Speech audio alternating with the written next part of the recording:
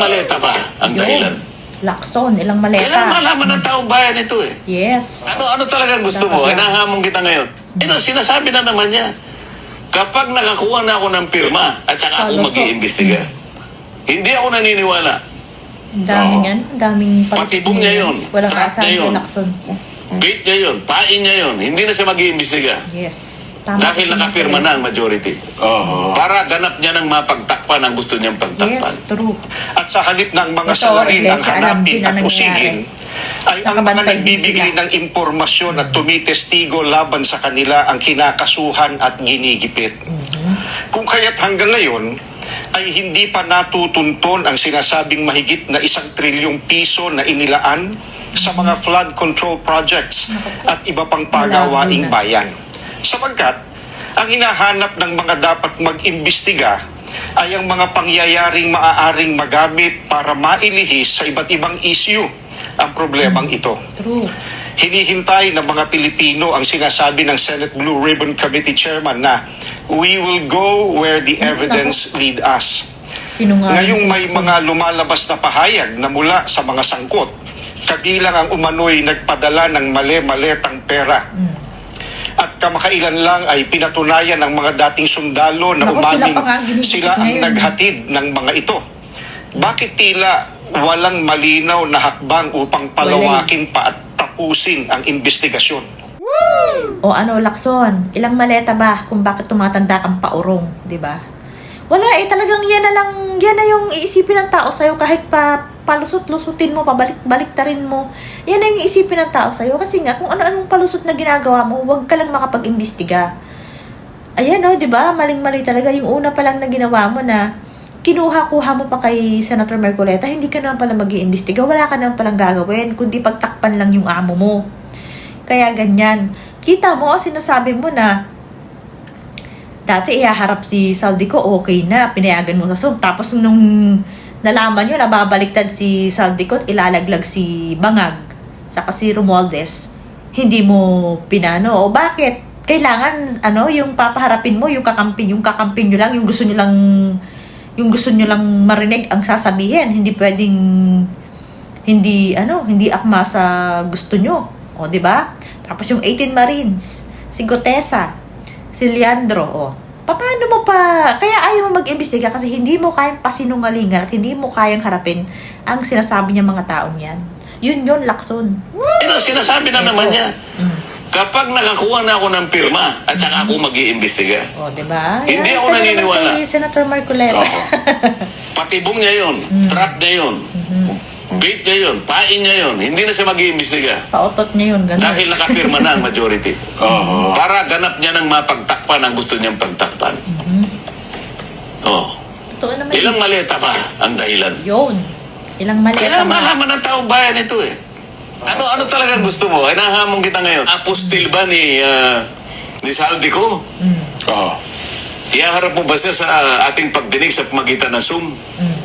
Ito ang dapat mong gawin para makumpleto sa lalong madaling panahon. Kasi nga, mayayari eh. Ito ang Hindi na hinahanap kaya ng taong lusutan. bayan. Nagsisikip na ang dibdib nila. Lalong-lalo na sa panahong ito. Yes. Kumirap ang buhay nila. Ito ang isang dahilan kung bakit nasadlak sila sa ganitong kalagayan. Grabe, no? Yan sa nga mo. Pag naipakita ko ba yung kahilingan ng ating SP, dahil sa kanyang pananaw na maaaring dapat niyang i-endorse yun. Tsakin nyo kung ito'y na-implement at na-implement mong mabuti ito. Ganyan. Yan ang maliwanag na hamon. Ngayon, kapag hindi mo tinanggap ang hamon ko, tao na huhusga sa'yo. Ngayon pala, Kahit mo hinuhusgahan siya ipatawag ng si tao, Benjamin at Senator saka si Marcoleta. Congressman Lebiste, tao na ang sumuhusga sa'yo. Meron silang resibo. Yes, meron pa kang chabit eh. Isabina mo, duces tecum. At testificandum. Kasi Testificandum. dalawa yun eh. Yes po. Yung duces tecum, yung dokumento. At testificandum, kinakailangan mag-testify. Mag-testify. Diyan makikita ng taong bayan kung sino ang nagmamali-malisan Wala, dito. magmamalis lang At yan. kung sino Akala yung mo eh. pumaporma na akala mo Halatang masyado si Lacson. akala mo moral crusader. Tingnan natin. Patuloy kaming naghihintay kung paano tutugunan ng gobyerno ang malawak na katiwalian Naku na po, naganap klaseng sa wala ating na pong bansa. mangyayari. Mahigit 3 buwan na ang lumipas, subalit wala pa ring natatanaw ang Hindi mga na kasya, mamamayan kaya na ng pakiusap kalutasan lang yan, panawagan. sa napakalaking Hindi na kaya. pangungulimbat sa kaban ng bayan. At sa halip ng mga salarin ang hanapin at usigin, ay ang mga nagbibigay ng impormasyon at tumitestigo laban sa kanila ang kinakasuhan at ginigipit. Kung kaya't hanggang ngayon, ay hindi pa natutunton ang sinasabing Wala mahigit eh. na 1 Walang trilyong pag-asa. piso na inilaan Hindi na yan sa mga ma- flood control projects at iba pang pagawaing bayan. Sapagkat, ang hinahanap ng mga dapat mag-imbestiga ay ang mga pangyayaring maaaring magamit para mailihis sa iba't ibang Puro issue panlilihis lang ang ang problemang ginagawa ito. nila. Hinihintay ng mga Pilipino ang sinasabi ng Senate Blue Ribbon Committee Chairman na we will go where the evidence lead Naku po, us. malabo. Ngayong may Lalo mga kay lumalabas Lacson. na pahayag na mula sa mga sangkot, kabilang ang umano'y nagpadala ng mali-maletang pera. Eh, At nasa ang harapan kailan niya lang eh. ay pinatunayan ng mga Pumikit dating pa, walang sundalo na umaming sila ang naghatid ng mga ito. Bakit tila walang malinaw na hakbang upang palawakin pa at tapusin ang investigasyon? Yes. Anong ebidensya pa kaya ang hinihintay Yes. upang seryosohing Ay, nasa tuntunin harapan na nila, ang mga wala. mastermind Alam naman nila sa yan. katiwaliang ito? May mga pahayag din na ang paglitaw ng mga dating sundalo ay bahagi ng isang Nah. destabilization plot. Takot Kung palabas ganoon na ang nila. paratang, hindi ba lalo itong dapat imbestigahan sapagkat Yes, ang dapat. destabilisasyon laban sa gobyerno Kaso ay nga. isang seryosong usapin ukol sa pambansang seguridad. Bukod dito, ang malawakang bahagi ng inihayag ng mga dating sundalo ay tuwiran pa namang may kaugnayan sa naganap na paglimas sa salapi ng bayan. Matamang naghihintay pa rin ang sambayanan kasama ng milyon-milyong Pilipino sa buong mundo at maging ng mga international media at iba pa na nagmamasid, ang mga kaanib sa Iglesia ni Cristo ay patuloy na nakabantay. Maling isipin na nalilimutan na ng mga Pilipino ang isyong ito sapagkat ang pondong pinag-uusapan ay mula sa buwis at pawis ng mga mamamayan. Ang aming panawagan ay nananatiling malinaw. Ilantad ang buong katotohanan. Papanagutin ang dapat managot. O ayan, di ba? Lacson, ano na, ilang maleta ba? Kaya ikay tumatandang paurong.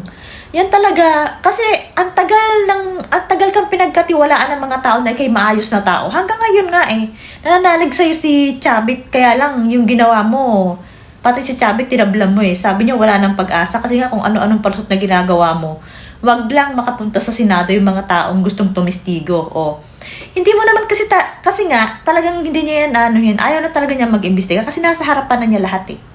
Yung mga tao, kita mo si Chavit, si Leandro, si Gotesa, yung 18 Marines, o, di ba? Tapos sino pa ba? Si Saldico, o. Paano mo haharapin yung mga yan? Ay, pag tugma-tugma na nga, hindi pa pag nagtugma-tugma, tugmang-tugma na yung mga pinagsasabi nila, o. At nandun na yung nakatutok na dun sa mastermind, kaya ayaw mo nang galawin. Nakatutok na eh, kakalabitin mo na lang para maputukan. Ayaw mo pang galawin, kasi nga, alam nyo na kung sino yan, talagang pinagtatakpan nyo lang. Sabi nga ni Chavit Singson dun sa video niya, di ba?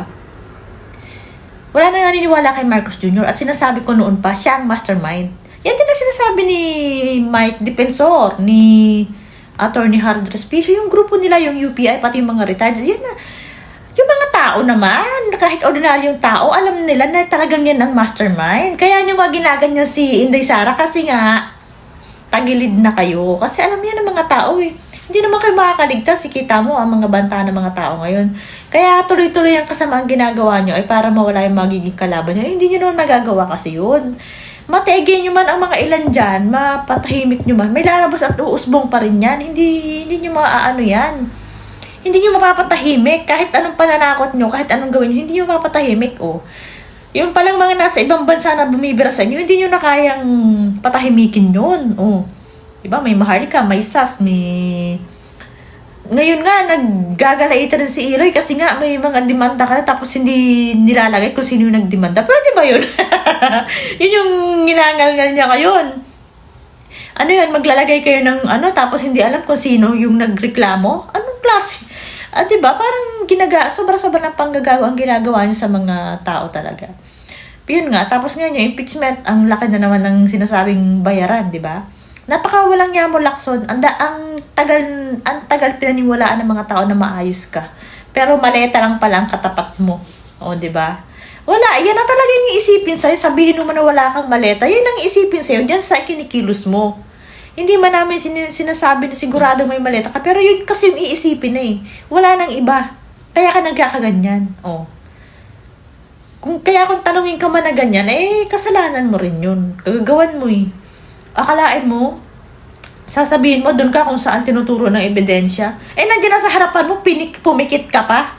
Andiyan kakalabitin mo na lang, mapuputokan na yung huli na yung mastermind, pero wala. Pumikit ka pa, tinulugan mo pa kasi nga alam mo kung sino talaga yung mastermind. Yun lang yun eh. Doon pa lang sa kay Saldico, kay Gutesa, magkasama na, tapos may 18 Marines pa. Diba? Sobrang bigat na yan eh. Kaya yan, lahat na yung mga taong yun, ginigipit nyo ngayon, diba? Meron pa kay Leandro, tapos ililihis mo pa na ang gusto mong paimbestigahan ay si Senator Marcoleta. Anong klase naman yan? Anong klaseng eksena mo yan? Sobra kang halata. Kaya harapin nyo na lang kung anong kahinat nga ng lahat ng yan. Hindi kasi forever yung mga ginagawa mo. At saka yung masasamang gawain, panandalian lang yan. Magtagumpay man kayo ngayon, matatapos din yan. Mananagot at mananagot kayo. Lalo na kapag si BP Sara naging presidente.